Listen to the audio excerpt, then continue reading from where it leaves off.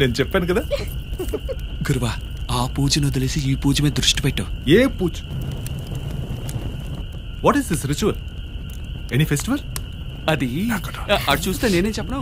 అదేంటంటే ఈ ఊరికి ఎటువంటి కీడు జరగకూడదని చంద్రగ్రహణం రోజున మండల హారతి తీయడం ఈ ఊరి సాంప్రదాయం. Oh, you mean lunar eclipse? ఏం చిప్స్? Lunar eclipse.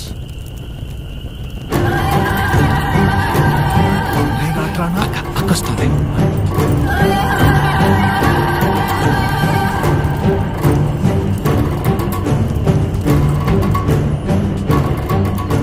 తీసుకురండి.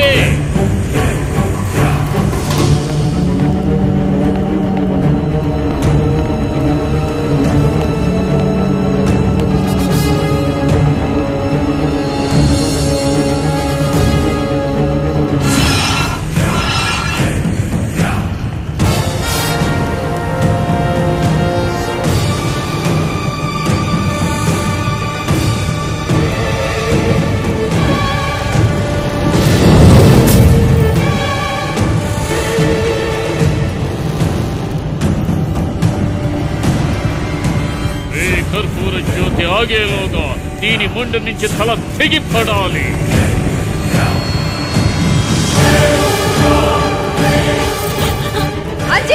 ఏం చేస్తున్నావు?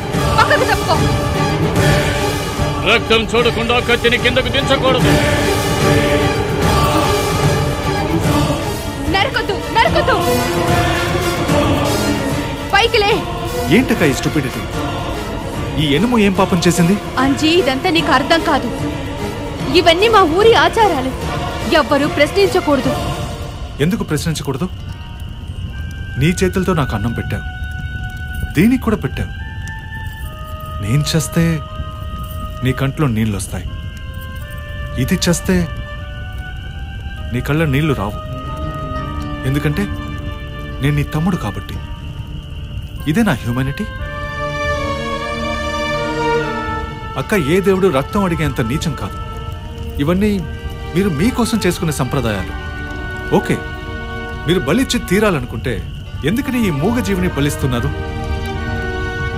కాస్త నీళ్లు చల్లగానే అది తల ఊపుతుంది కాబట్టా?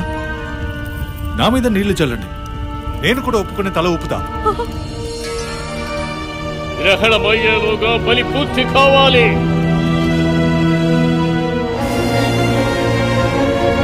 కర్పూర జ్యోతి ఆరిపోతోంది. అంజీ, ఇలాంటి విషయాల్లో ఆటలు ఆడకూడదు. మీకు కావాల్సింది బలి ఇవ్వడమే కదా, నా మీద తీర్చుకోండి. నా రక్తంతో మీ దురాచారాన్ని పూర్తి చేసుకోండి.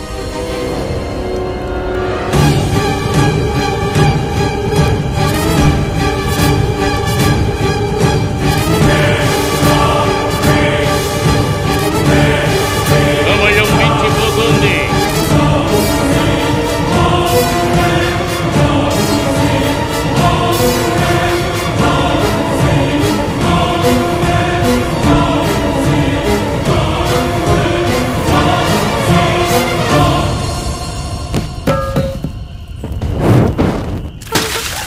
అంజీ,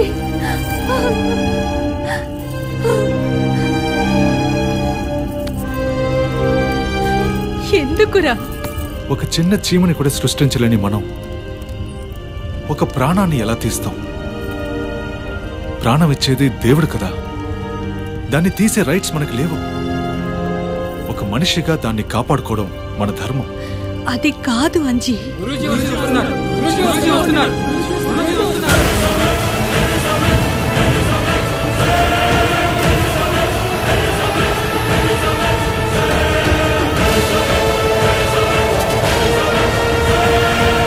ఇలా బలివ్వకపోవడం వల్ల ఏదైనా ప్రమాదం జరుగుతుందా గురూజీ? నీళ్లలో రాయి వేసిన తర్వాత వచ్చిన అలని నియంత్రించడం ఎవరి వల్ల కాదు. ఆగిపోయిన అధ్యాయం మళ్ళీ ప్రారంభమవుతుంది.